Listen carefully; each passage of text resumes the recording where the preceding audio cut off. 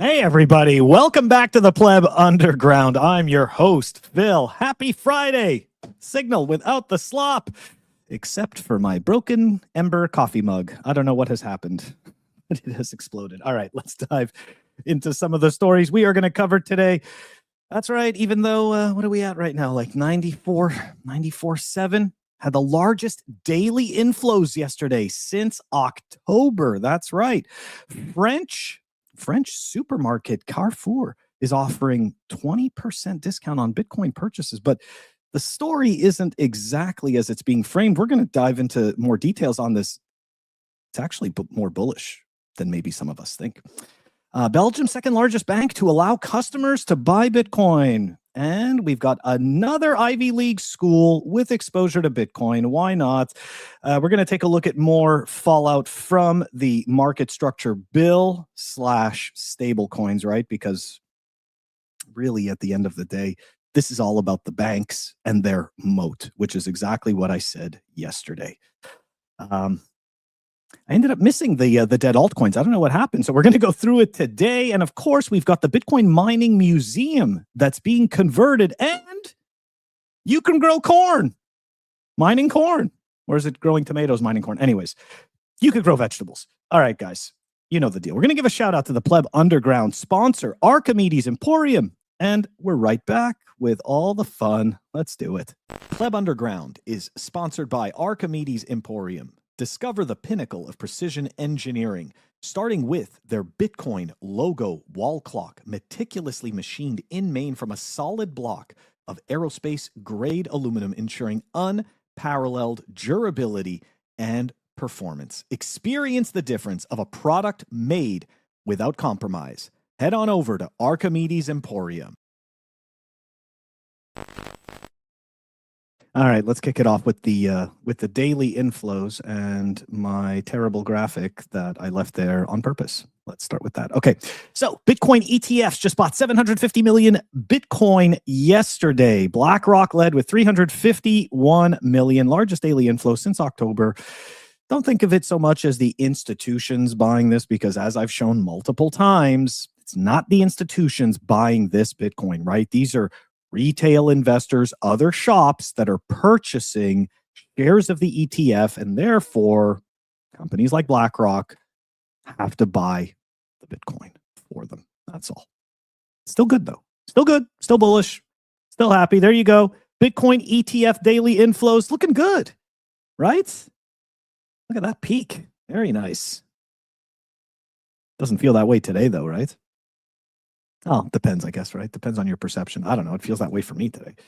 Yeah, Twitter is down. Yeah, tell me about it. It's not just Twitter. It's not just Twitter. I'm also having some weird issues here with my with my cell service and stuff like that. I don't know what the hell's going on. Anyways, good morning, Rourke. So yeah, if you guys have to come and take a look at, if you're going to watch this, come and watch it on YouTube. YouTube's working fine, I believe. I believe YouTube is working fine. Rumble is also working fine. So you can go check it out there. Yeah, Rourke, it's quantum. 100%. Quantum is totally destroying everything. We should probably sell our Bitcoin because quantum's going to destroy Bitcoin. Forget about everything else. All right, let's take a look at the Belgium's second largest bank, KBC, to allow customers to buy Bitcoin starting February 2026. Of course, right? No surprise. The custodians, they want to have custody of your Bitcoin. No surprise there. Anyways, good stuff. Okay, so let's dive into the school. So look, we know about Brown University. We know about Harvard. We have covered this multiple times in the past. However, I wasn't aware of Dartmouth College. So yeah, it looks like they newly reported a position of 201,000 plus shares as of December 31st of IBIT. So, I mean, I know we're supposed to be like cheerleading for, these schools buying shares. I'd like to see more of them take self-custody of Bitcoin. I think that's way more effective. The other thing is that, do I really care if these large these institutions hold shares or even Bitcoin? No. Because to me, it's about empowering the individual. But again, right? Bitcoin is for everyone. So, or everyone that wants to partake in Bitcoin. So All good. Hey, Phil. Good morning. All right. All right. Moving on. Okay. So the El Salvador Bitcoin zones. I didn't realize they were just called Bitcoin zones. I just thought El Salvador embraced Bitcoin. But apparently, El Salvador to build 2 more Bitcoin zones to join Bitcoin City and Bitcoin Beach and the National Library Bitcoin Zone. So a little bit of nuance here because the Bitcoin City doesn't actually exist, meaning it was supposed to be funded by these volcano bonds from like 4 years ago, and construction on this city hasn't actually happened. So that piece of it is just kind of, it's not really there. The Biddy City. I hope they do a Biddy City. Why not, right? Why not? They can sell those volcano bonds. I don't know what happened. I thought it was so lucrative, right? Didn't everybody want Bitcoin? Doesn't everybody want Bitcoin? Right? I don't know why those volcano bonds didn't sell. Weird. Anyways. Good for them, though, right? To a certain extent, right? El Salvador is doing its best to be, quote unquote, Bitcoin country. So hats off to them, right? If you ask me, I think Nayib Bukele is doing a little bit more to be a Bitcoin advocate and a Bitcoin country than the States is. And again, that doesn't mean that I'm just going to blindly cheerlead this random person in another country. I'm just saying I think he's doing a better job. Seemingly, and it looks like not all of their Bitcoin is coming from being seized. Now, that may just be an indication of the power or lack of power that that country has, whereas in the States, got the monopoly on violence, most powerful country, we're going to steal your Bitcoin.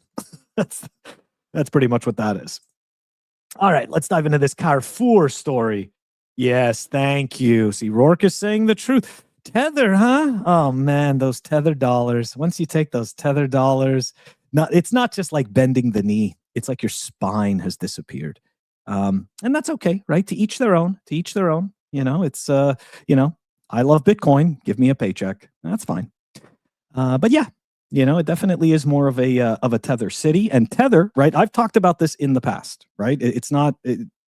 Acknowledging that a business is playing the game correctly, like it doesn't mean you have to be a cheerleader for these things. It doesn't mean that I am a hater or anything like that. I'm just simply acknowledging the playing field. And Tether is playing this game, as I've said multiple times in the past, the best. Hands down, they're playing this game the best.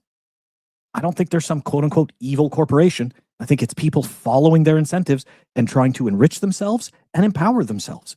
And they have figured out this playbook better and faster than everyone else. That's all. That's all there is to it. But don't worry, guys. I'm not taking their money. Anyways, let's dive into this whole Carrefour story, right?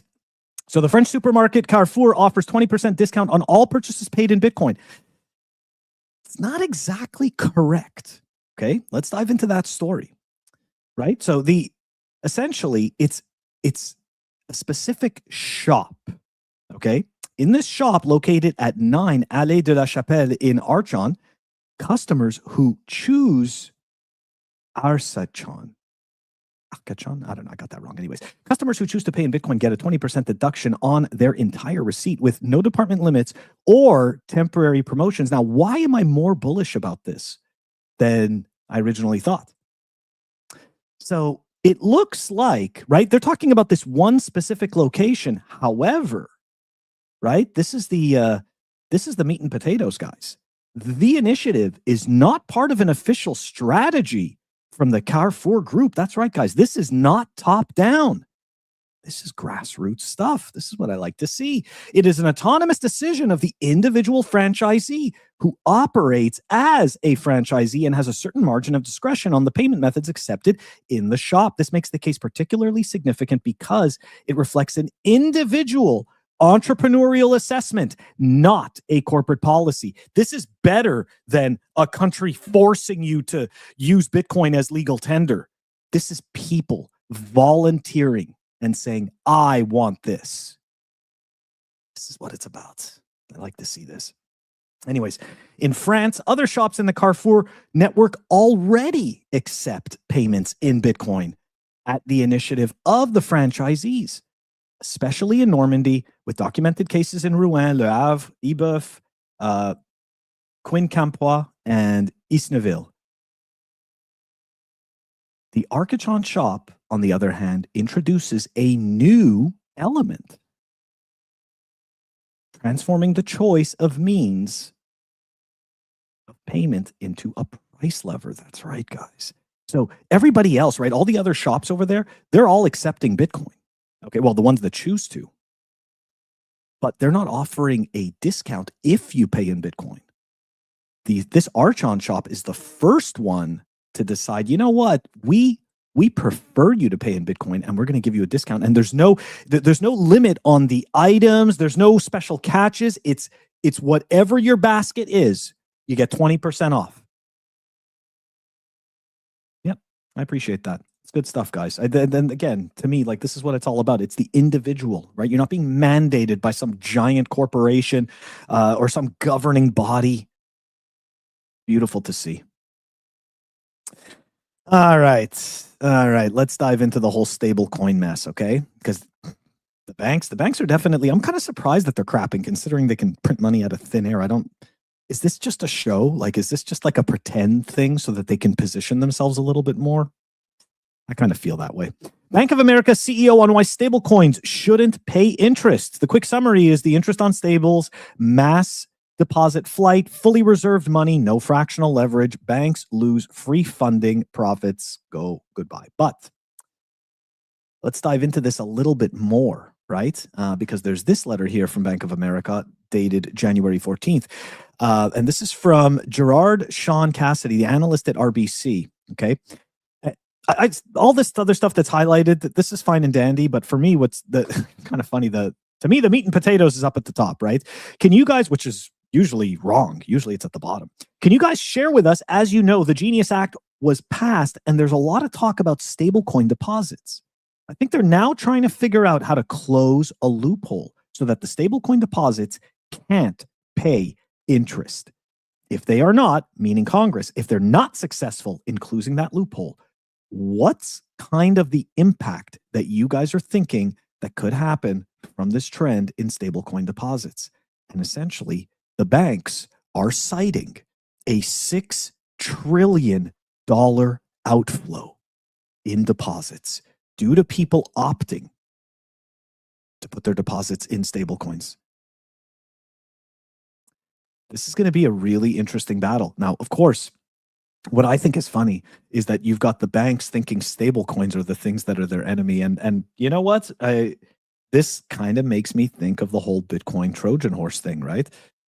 While the banks and the regulators are spending all their time trying to figure out how they're going to stop stable coins from destroying their business, the Bitcoin parallel economy just keeps growing, right? And Bitcoin just keeps getting stronger and stronger with more and more adoption, more and more people working around Bitcoin, more people creating solutions on Bitcoin and around Bitcoin. So it's just it's funny to watch these banks think that stable coins is the thing that's going to destroy us. Like, yeah, you're paying attention to the wrong thing, and that's okay. All right, finally, the cryptocurrency deaths. I can't believe I missed this yesterday. I don't know why. I even had it. Yeah, that's right. Banks are saying they could lose 6. Like, where did they even get that number? Right? They just make shit up. And if you think for a second they don't just make shit up, just remember what happened with the great financial crisis. Like, there was such a massive threat of the whole entire system imploding, and yet all we did. And I say we, I'm talking about the government and all the institutions that were deciding the fates during the great financial crisis. All that happened was the really powerful people were pardoned. Nothing happened to them. And they just ended up getting assets for pennies on the dollar. Anyways, sorry. Back to this shitcoin thing. All right. 11.6 million cryptocurrencies died in 2025. So when somebody tells you you can just make another Bitcoin, you could just make a new Bitcoin. Why can't I just fork Bitcoin? Well, guess what? 11.6 million cryptos died in 2025. You don't think that somebody has tried this before, right? You don't think that maybe it didn't work? So I know that people don't, to a certain extent, right? Especially the shitcoiners. The shitcoiners have a really hard time with this. But digital scarcity can only be created once. Okay? That's all there is to it. It's that simple. And Bitcoin was the first one to do it. Now, I know some people, I'm not trying to make this a religious thing, right? But some people have absolutely compared Bitcoin's creation to the Immaculate Conception, right? And I don't like going down the road of doing all of that because it does get muddy. However, it does help illustrate the point that Bitcoin is different. It is the unicorn amongst all of these other horses, okay? And we have 17 years of shit coins dying, proving that only Bitcoin is the real thing. Something to think about, right? This was a very hard lesson for me to learn back in 2017. I did not want to believe it. I was certain that I was going to find the next Bitcoin. And it turned out the next Bitcoin was Bitcoin. So,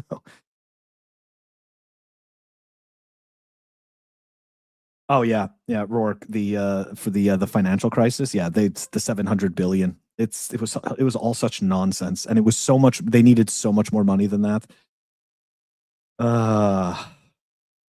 See, look, they could have asked for 5 trillion. Why not, right? Why didn't they just ask for 5 trillion during the great financial crisis, right? Then maybe we could have kicked the can down the road a little longer. Maybe. Anyways, yeah, guys, you're not going to win with a shitcoin. It's the smaller number, go more moon. It's the unit bias, right? Because you think, oh, I can get so much more of this. And then the best part is, it's the smaller number, go more moon. I don't need this shitcoin to go to 100K. I just needed to do a small little fraction of what Bitcoin did. Look, it's the same story over and over again. None of them are going to win. This is no surprise. Yeah, stay away from the shitcoins. You're just going to get wrecked. Okay, let's move on to, we've got some cool stuff coming out here. In terms of adoption, Canaan partners with Bitforest to reuse Bitcoin mining heat for a Manitoba greenhouse growing tomatoes. If you've ever been out to Manitoba, it's pretty flat out there. I think it's, is it Manitoba or Saskatchewan that's potash country, right? That fertilizer? I don't remember. But I've definitely been out, I've definitely been out there, and I remember it being flat. So, hardware manufacturer Canaan has launched a proof of concept project in Manitoba. So it's not streamlined yet, right? This is proof of concept to see if this is going to work. Deploying liquid-cooled Bitcoin mining equipment to capture waste heat and recycle it for commercial agricultural operations. The 3-megawatt pilot, announced on Tuesday in partnership with Bitforest Investments, tests whether high-density computing infrastructure can serve as a practical heat source in cold climates rather than venting excess energy into the atmosphere. That's right. That's right. The initiative deploys 360 Avalons, 4 liquid cooling modules at Bitforest Tomatoes Greenhouse under a 24-month term targeting 95% uptime. Canaan estimates roughly 90% of server electricity can be captured as heat, outputting water temperatures exceeding 75 degrees Celsius at an all-in power cost of 3.5 cents per kilowatt hour, making the economics particularly attractive to energy-intensive agricultural operations. Yes. I mean, if you're paying less than 11 cents a kilowatt hour, that's pretty bullish. Damn. 3.5 cents. I wish I could have gotten that price. Damn it. All right. So the Bitcoin Museum, guys. I didn't even know there was a Bitcoin Museum, and I was out in Texas. Anyways, Bitcoin Museum has officially evolved into the new Bitcoin Discovery Center, a 30,000 square foot facility in Dallas, Texas that will house the museum and education center working with youth, a Bitcoin art gallery, and world's first Bitcoin storefront. It also includes an event center available to book for Bitcoin-themed weddings, conference, side events, meetups, and more, all under a new non-profit status. There we go. Let's take a look at this thing. This one actually doesn't have sound. Usually it's me just disabling it. Look at that. Look at that space. That's fantastic. I'm very curious. I'm excited to see. I mean, is it really even just conference side events? Couldn't it just be the entire, look at that space, 30,000 square feet. You can do the whole conference. Did they say conferences and side events? No, conference side events. I'm pretty sure it can fit the whole conference in there too. Pretty sure it can.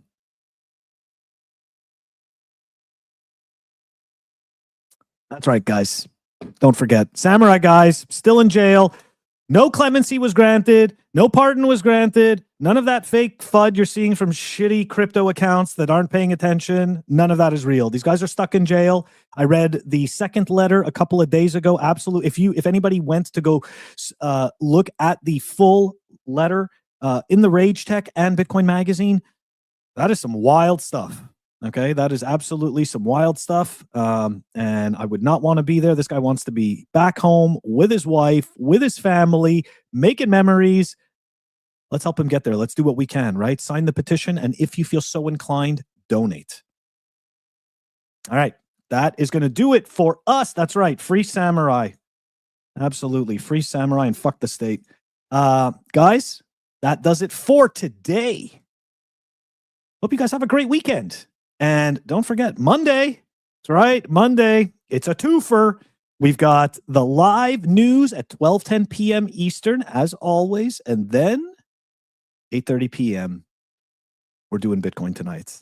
And get ready. It's most likely going to be spicy. It's going to be contentious. We're going to be mad. Not really mad. Maybe a little. All right, guys, have a great weekend. Take it easy.